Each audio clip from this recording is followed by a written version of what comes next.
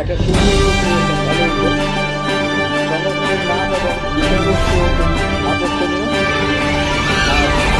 আর প্রধান অতিথি হিসেবে যিনি এখানে উপস্থিত আছেন তার সম্পর্কে নতুন করে কোনো বিশেষণের প্রয়োজন আছে আমি এমনটা মনেই করি না।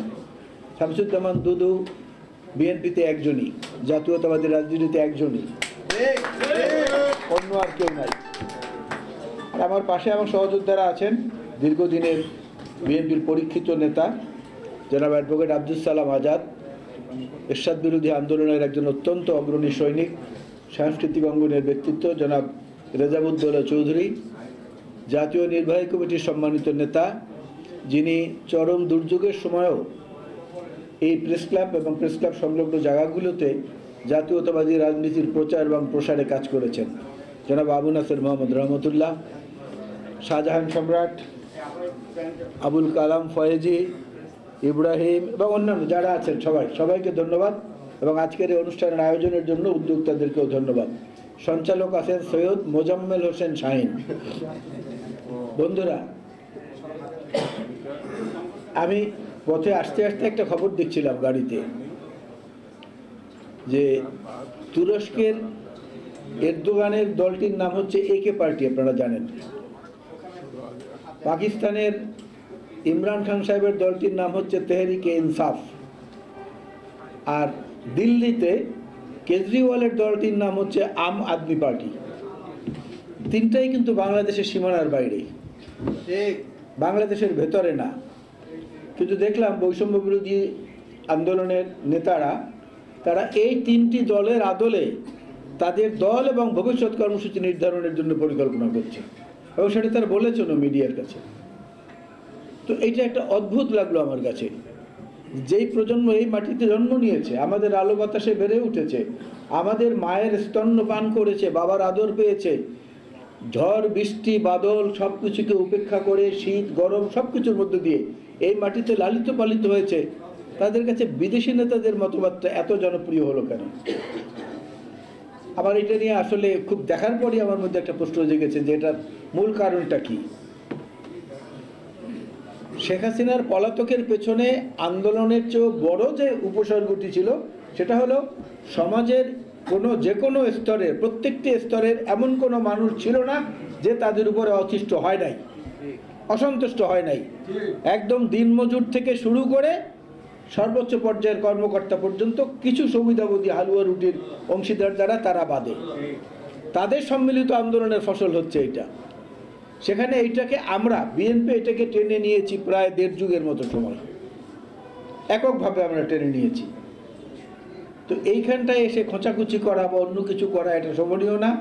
আর এত নেতা বাংলাদেশে আছে যারা আছেন, শেরে বাংলা একে ফজলুল হক, মৌলানা আব্দুল হামিদ খান ভাসানী, হোসেন সঈদ সরওয়ার্দী, শেখ মুজিবুর রহমান, আমাদের প্রিয় নেতা যারা জিয়াউর রহমান বীরুত্তম, আরও অনেক নেতার উদাহরণ দেওয়া হয়। এদেরকে বাদ দিয়ে আম আদমি পার্টির কেজরিওয়াল কিংবা একে পার্টির এরদোগান কিংবা পাকিস্তানের ইমরান খান, এদেরকে পছন্দের কারণটা জাতির সামনে খুব তাড়াতাড়ি পরিষ্কার করলে আমার মনে হয় ভালো হয়, নাহলে এই প্রজন্ম বিভ্রান্ত হবে।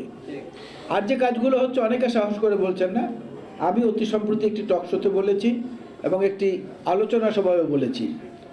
কথাটি হলো যে সেনাবাহিনী প্রধান বললেন 624 জন, সম্ভবত এরকম 626 জন ক্যান্টনমেন্টে আশ্রয় নিয়েছেন এবং তিনি আরও বললেন যে আরও যদি কেউ জীবন বাঁচানোর জন্য আমাদের কাছে নিরাপত্তা চায় আমরা তাদেরকেও আশ্রয় দেব। খুব ভালো কথা, মানবতা দেখিয়েছেন। এখন সেই 626 জন কোথায় গেল? পরবর্তীতে কেন জানানো হলো না যে তারা কোথায়? বাতাসে তো অনেক গুঞ্জন আছে, অনেক রকমের কথা আছে যে বড় বড় কর্মকর্তারা, কেউ সীমান্তরক্ষী যারা আমাদের আছেন তারা, কিংবা এই সেনাবাহিনীর মধ্যেও যদি কেউ তাদেরকে পার করে দিয়ে থাকেন, সেটার তদন্ত হওয়া উচিত এবং সেটা প্রকাশ করা উচিত। কারণ যারা মানুষের রক্ত শোষণ করে এই দেশটাকে নিঃস্ব করে দিয়েছে অর্থনৈতিকভাবে, সামাজিকভাবে, মূল্যবোধগতভাবে, তাদের তো বিচার না করে কোনো উপায় নেই। বিচার করতেই হবে, না করলে সেটা জাতির সঙ্গে প্রতারণা এবং বেইমানি করা হবে। আমরা সেই প্রশ্নটা জানতে চাই। মানুষের মনের মধ্যে ক্ষোভের সবচেয়ে প্রাথমিক পর্বটা ছিল জিনিসপত্রের দাম কিছুতেই কমে না। ঘুম থেকে ওঠার পর বাজারে রওনা করলে বাজারে গিয়ে দেখা গেল গতকালকের 20 টাকার সবজি আজকে 40 টাকা হয়ে গেছে, গতকালকে 200 টাকার মাছ আজকে 500 টাকা হয়ে গেছে। মানুষ অতিষ্ঠ ছিল। আজকেও যদি সেই অবস্থা বিরাজমান থাকে, তাহলে সবার সমর্থিত সরকারের সফলতাটা কোথায়? সেটা জনগণের কাছে বলতে হবে না? গণতন্ত্রের অর্থটা কি? গণতন্ত্রের অর্থটা হচ্ছে আপনার সর্বোচ্চ জবাবদিহিতাটা, এবং এই সর্বোচ্চ জবাবদিহিতাটা একমাত্র রাজনীতিবিদ বাদে আর কারো নাই। ব্যাকরণগতভাবে চিন্তা করে দেখেন, একজন সচিবকে আপনি জিজ্ঞেস করলে সে বলবে যে আমি ফাইলে যেভাবে পেয়েছি সই করে দিয়েছি। একজন পুলিশ কর্মকর্তাকে বলবেন উপর থেকে নির্দেশ ছিল, আমি সেইটাই ডিটো করেছি। একজন সেনাবাহিনীর কর্মকর্তাকে বলবেন যে আমার হেডকোয়ার্টার থেকে আমার উপরের বস যেটা বলেছেন আমি সেইটা করেছি। একমাত্র রাজনৈতিক নেতৃবৃন্দের কাছে গিয়ে আপনি দাঁড়িয়ে জিজ্ঞেস করতে পারেন যে এমপি সাহেব বা নেতা কি হলো, আমি এটা পেলাম না কেন? এই যে জবাবদিহিতাটা এবং মানুষের সঙ্গে সরাসরি প্রত্যক্ষ যোগাযোগ, এটা কিন্তু সমাজের আর কোনো পেশার মানুষের নাই, কোনো পেশার মানুষের নাই। একজন নামকরা ব্যক্তি, অনেক নামকরা, আন্তর্জাতিকভাবে বাংলাদেশের জন্য গৌরব, ঠিক আছে, তো দেবতারাও তো মানুষের কাছে অনেক পূজনীয়, তাদেরকেও তো ফুল দেওয়া হয়, প্রসাদ দেওয়া হয়, কিন্তু দেবতা কি হাতে ধরে কেউ কি কিছু দিয়ে দিচ্ছে আজ পর্যন্ত? আজকে থেকে নাকি আবার কি জাতীয় ঐক্য কমিশন গঠন হয়েছে, তাদের সঙ্গে রাজনৈতিক দলগুলোর আলোচনা। আজকে থেকে বিএনপিও সম্ভবত যাবে, আজকে বিকেল থেকে। এখন জাতীয় ঐক্যের জন্য একটা কমিশন গঠন করতে হয়। আমরা এই জিনিসগুলো আসলে বুঝি না। একটা সময় ছিল যখন নির্বাচন বলতে ছিল ভিওটি ভোট, এটা কেটে ওখানে যোগ হয়েছে বিওএটি ভোট, আরেকটি যোগ হয়েছে এনওটি নোট। ভোট ছিল না, ভোট এবং নোট, এই ছিল নির্বাচন। সেই জায়গা থেকে যদি বের করতে হয়, তাহলে জাতীয় পর্যায়ের নির্বাচনটা কি স্বাভাবিক কারণে আগে গুরুত্ব দিতে হবে। কারণ আপনি যদি বাংলাদেশের সংবিধান খোলেন, 59 এবং 60 অনুচ্ছেদে পরিষ্কার করে লেখা আছে লোকাল গভর্নমেন্ট, অর্থাৎ স্থানীয় সরকার, কিন্তু বাংলায় লেখা আছে স্থানীয় শাসন। দয়া করে বন্ধুরা আজকে গিয়ে যদি কারো কাছে সংবিধানটা থাকে খুলে দেখবেন, তার অর্থ কি? স্থানীয় পর্যায়ে যারা আছেন তারা আমাদেরকে শাসন করছেন। তো সেইটা আগে গুরুত্ব পেল কিভাবে? কারণ সংবিধানের নিয়ম অনুযায়ী বাংলা যেটা লেখা থাকে ওইটাই অগ্রাধিকারযোগ্য, ইংরেজিটা পড়ে সাবঅর্ডিনেট। সেই ক্ষেত্রে স্থানীয় শাসনের মধ্যে আগে কেন আমরা যাব স্থানীয়টাকে পরবর্তীতে দেখা যাবে জাতীয় প্রশ্নে, যেটা জাতীয় সংসদের নির্বাচন, সেই জায়গাটায়। কারণ সংসদ হচ্ছে এমন একটা জায়গা যেখানে গণতন্ত্রের মূল যে সৌন্দর্য, ভিন্ন মত, একমত, দ্বিমত, সহমত সব মিলিয়ে একটা ফুলের বাগান। সেই জায়গাটা দিয়ে গুরুত্ব না দিয়ে অন্যদিকে কেন দেওয়া হচ্ছে আমি জানি না। আপনাদের মনে আছে এরশাদ বিরোধী আন্দোলনের সময় এখানে দুদু ভাই এবং রেজাউদ্দৌলা ভাই আছেন, অ্যাডভোকেট সালাম আছেন, আপনাদেরও মনে থাকার কথা, ঢাকার দেয়ালে দেয়ালে একটা শব্দ, একটা বাক্য লেখা ছিল, বড় কষ্টে আছি আইজুদ্দিন। মনে আছে না আপনাদের? বড় কষ্টে আছি আইজুদ্দিন, ঠিক এইভাবে সরে আর রস্যই বর্গ আইজুদ্দিন। এরপরে আওয়ামী লীগের আমলে রাতের বেলা গোপনে গোপনে কারা মিরপুর এবং ওই সমস্ত এলাকায় দেয়ালের মধ্যে গ্রাফিতি এঁকে লিখে দিত, সুবোধ তুই পালিয়ে যা। মনে আছে না আপনাদের? এই জিনিসগুলো থেকে কিন্তু অনেক কিছু শেখার আছে, অনেক কিছু। দেশটা আমাদের, এবং আমাদের প্রতিবেশী যারা আছেন, এই প্রতিবেশীদের মধ্যে কেউ কেউ এমন আছেন যে যারা বরাবরই খবরদারি করতে খুব পছন্দ করেন, যেটা বাংলাদেশের সাধারণ মানুষ পছন্দ করে না, আর বিএনপির তো পছন্দ করার প্রশ্নই ওঠে না। সেদিক থেকেও আমাদের সতর্ক দৃষ্টির প্রয়োজন রয়েছে।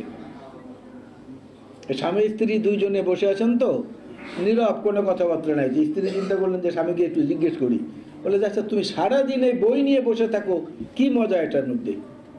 বলে যে আমার খুব ভালো লাগে, বই নিয়ে থাকতে খুব ভালো লাগে। স্ত্রী তখন দীর্ঘশ্বাস ফেলে বললেন, আহা, আমি যদি বউ না হয়ে বই হতাম তাহলে না কত মজা হতো। স্বামী সঙ্গে সঙ্গে চট করে উত্তর দিলেন, হ্যাঁ ভালোই তো বলেছ, তাহলে দয়া করে বই না হয়ে পঞ্জিকা হও, বছর বছর পরিবর্তন করতে পারবো। বছর বছর পরিবর্তন করার কোনো পরিকল্পনা নিয়ে অগ্রসর হবেন না, দয়া করে। এই সরকারকে বলবো সেটা দয়া করে হবেন না।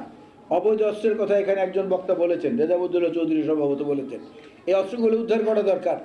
এবং এখনও কারা কারা, আমি ওই দিন টকশোতে প্রেস সচিবকে বলেছি, ডক্টর ইউনূস সাহেবের প্রেস সচিবকে বলেছি যে বড় বড় কথা না বলে বড় বড় কিছু কাজ করে দেখান, কিছু কাজ করে দেখান, যে কাজগুলো মানুষের মনের মধ্যে এখন পর্যন্ত হাহাকার অবস্থায় বিরাজ করছে।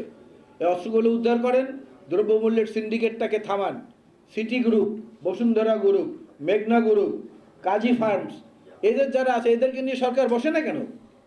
কেন বসে না? আকিজ গ্রুপ থেকে উপদেষ্টা নিয়েছেন, তাকে দায়িত্ব দেন যে বাজারে যদি দ্রব্যমূল্য বাড়ে তোমার উপদেষ্টা নেই, তুমি ব্যর্থ, অথবা বুঝতে হবে এই সিন্ডিকেটের সঙ্গে ওই উপদেষ্টা জড়িত। ঠিক, যদি কেউ এই অভিযোগ করে সেটা কি ইচ্ছা করলেই খণ্ডানো যাবে? মানুষ দ্রব্যমূল্যের চাপে অতিষ্ঠ হয়ে গেছে, সামনে রমজান আসছে, কি যে হবে মানুষের মধ্যে একটা হাহাকার অবস্থা। বিশ্বাস করেন, প্রত্যেকটি জিনিসের দাম বাড়ছে, সয়াবিন বাজার থেকে অদৃশ্য হয়ে যাচ্ছে। আমি জেনে শুনে বলেছিলাম যে সয়াবিনের প্রাইস সারা পৃথিবীতে কমেছে।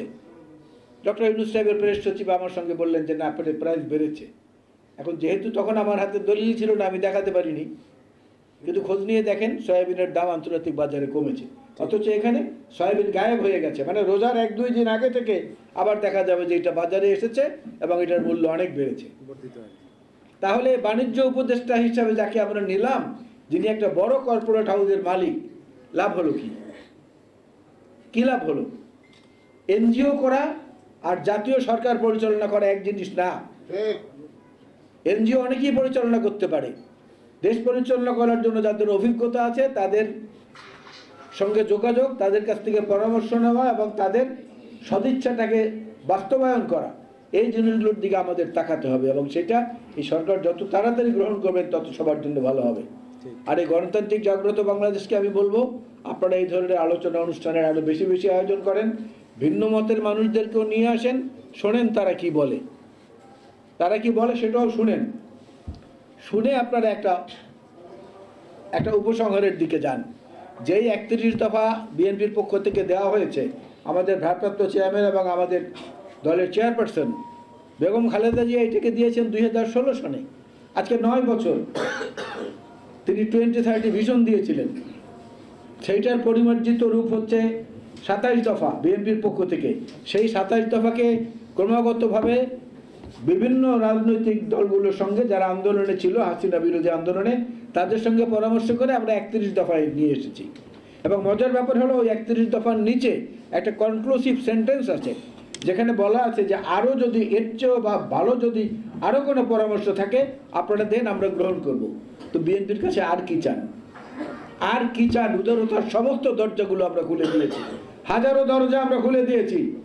এইটাকে যদি কেউ দুর্বলতা মনে করেন তাহলে ভুল করবেন, কিন্তু জনগণের অধিকার আদায়ের লক্ষ্যে বিএনপি ছিল অতীতে, বর্তমানে আছে, ভবিষ্যতেও থাকবে। আপনাদের সবাইকে ধন্যবাদ। আল্লাহ হাফেজ। বাংলাদেশ।